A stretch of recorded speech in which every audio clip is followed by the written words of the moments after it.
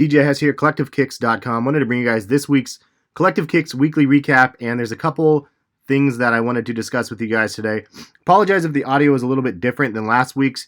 I am having to use an internal mic on the new Mac, but trying to figure out how to record best to complete this series for you guys. But this is kind of what I'm going to have to do for right now, so hopefully this works. And I'm working on trying to get the face cam also integrated, so bear with me. Okay, there's a couple of the articles. The number one that I figured that I would show you guys is the 2016 Holiday Sneaker Shopping Guide for Black Friday, Cyber Monday, and for Christmas. Basically, this will be like a running guide that will give you guys the discount codes that are available for different websites all over the place. Like right now, the biggest one is Nike clearance for early 25, and you get 25% off of clearance. Lots of great deals that I've shared with you guys on that one already, but that is a really, really good one to be using if you guys haven't seen. I've been posting deals on Twitter and stuff like that also. Last day for this code for Adidas, get $20 off of $100. That includes the Alpha Bounce as well, I believe the new one. So that's a really, really good deal, and it ends today. I'll be tweeting that one out soon. So by the time you guys see this, it should be out there. Extra 25% off on Ubiq. Like lots of sales stuff on End and Villa. And then I'll have some codes for Foot Locker and Champs and East Bay and stuff later. But I'll be continuing to add to this list. So come back and check this list often for a bunch of different sites. I found a couple new ones that I'm going to be adding on here. Kicks USA is another one down here. 30% off in cart. That was really good. For anybody that's on my Duck Boot review, those are on sale for $115 right now, which is a pretty good deal. And that you can find in the sneaker deals of the week down here. So like I kept them separate. So the other one just has all of the different stores, and this one has all of the actual deals. So $50 off of the Duck Boots, Tech Fleece joggers for $45. NMD restock, which was really crazy. They had a ton of NMDs, including the XR1s that are mostly in stock with the PrimeNet. 25% off of Nike clearance and so on. So lots of really good deals out there if you guys want to check this. Again, bookmark COLLECTIVEKICKS.com and check back because these two are going to be pinned for a while. Moving on, looks like another look at the Kyrie 3. It looks like that is official. I already covered that last week. But let's go down and I'll show you guys some of the ones I wanted to talk about. One of them was the new Pusha T collaboration. This was written from the dude PJ. Shout out to him for writing this article. But it was definitely one that I wanted to cover because the other ones have been the EQT model, but they have not been the Boost versions of that. And this one is a EQT with Boost and the snake skin kind of patterns with PrimeNet upper. These things look amazing. Rumored price, it looks like, was roughly $200 on these, but definitely want to see more. It looks like that's the only picture on here. I want to see more about these, and I'm definitely interested in purchasing these.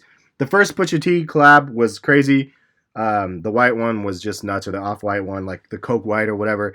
And then the black one kind of died down a bit. The resale on that died, so I think people were turned off a little bit. But I think this is going to be pretty badass, and it's going to restore the faith in those that were wondering about this Pusha T collaboration. And if you guys don't know who Pusha T is, man, the clips back in the day, man, that was the business. So I love that from way back.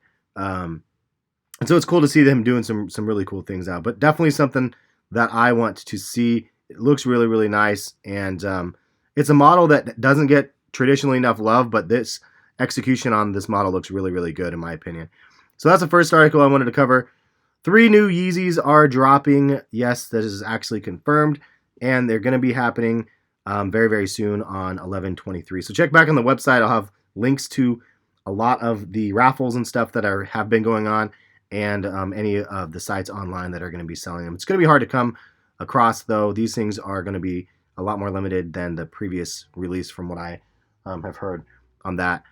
Also, new Alpha Bounce colorways coming, or they're already here now with the engineered mesh. That is pretty awesome. Shout out to PJ for writing that one. Also, the other one article I wanted to touch on, there's one more after this, but new 11 lows for 2017. Looks kind of like the 7210 sort of vibe on them. Same sole looks like almost, and then it has that kind of crazy iridescent sort of patent leather on it. So I don't know what you guys think about these.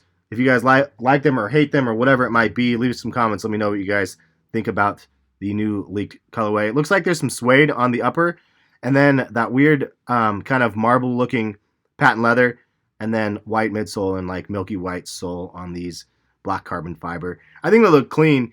I just don't know if the 11 low, I feel like they've overdone it. They released so many pairs last year that's just knowing that they're dropping more again the next year. It's kind of like, cool, another one. But it looks cool, and if you like the model, that's great. But I just feel like they've just been dropping way too many pairs of them. And that's just my personal thoughts.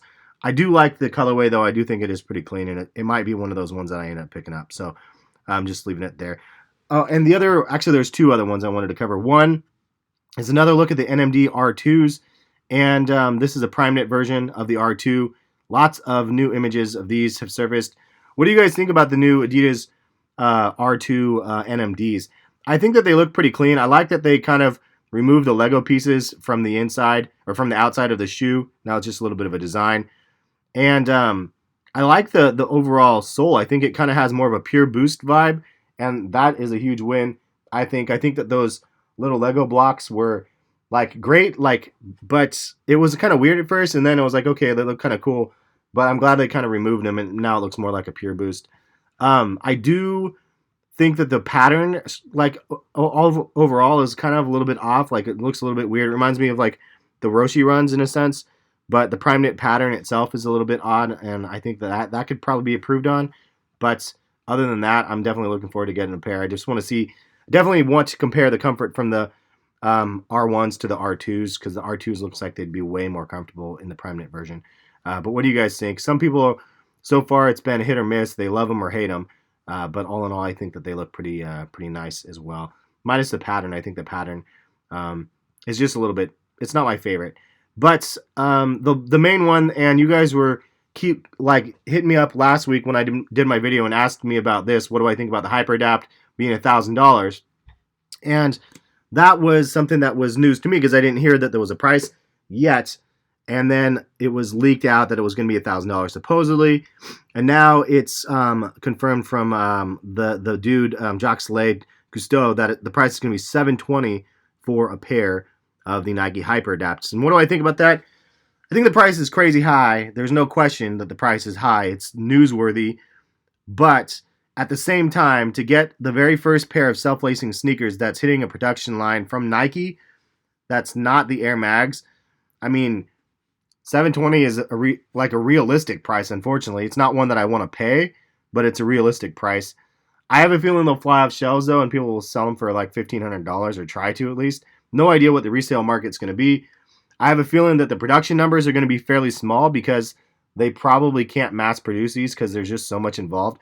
You're talking about a software, like a footwear company that's bridging the gap and getting into the tech side of things, and it's sometimes that's a win, sometimes it's really hard to be able to pull off, and this might be one of those ones that it's hard to pull off. So we'll see how the release goes. Curious how many pairs are going to be defective, just because it's just inherent with technology that there's going to be problems. Like I always say this, but my iPhone 7 has a lot of problems, and people didn't really understand that, but I still have a ton of problems with mine. But interestingly enough, I think the price point is definitely too high. It should be like $400 or $500. That's what PJ was suggesting as well, and I agree. $720 is really, really high, but again, if it's for a small run and if they're somewhat limited, people will pay it just because if there's a resale market out there. For somebody that just wants the shoe, kind of sucks. But then again, this is one of those things that has drawn a lot of attention to people that don't like sneakers. It's just, I have coworkers that don't know anything about sneakers and are asking me if I'm going to be trying to get these ones or not. And the answer is yes, and I just don't know which colorway. I like kind of the gray one and the black one, but honestly, any of them look pretty good. Probably the black one would be my first choice. But what do you guys think, though? Is it worth $720? I mean, for me personally, I don't tie my shoelaces, so having the ability to tie them is cool. But really, I don't even tie my laces as is. So it's just kind of is it needed? Probably not. But would it be cool to have a pair of the self-lacing shoes? Absolutely. Yeah, I think that's pretty much it. But that is it for this week's Collective Kicks Weekly Recap. Lots of news surfaced this week, and hopefully, and I'm in a weird mode right here that you guys don't even want to see probably. Hopefully, what did I do? This is live. We're doing it live. Hopefully you guys enjoyed the video, minus the last little hiccup, and we'll catch you guys for some more videos soon. If you guys want me to continue this weekly recap series, leave a comment, let me know. And again, I heard some of your feedback from last week, and I'm definitely looking to try to get a face cam for you guys for this. Got to figure out how to record this on the new Mac. There has to be better software. If somebody knows software where I can record my voice, the screen, and my face, like, leave a comment, let me know. Would like to see that. But catch you guys for some more videos soon. If you guys missed my video yesterday, go check it out. The wife was pretty happy with her new car, and it was really fun surprising her with that. But check back for some more videos tomorrow. Peace, guys.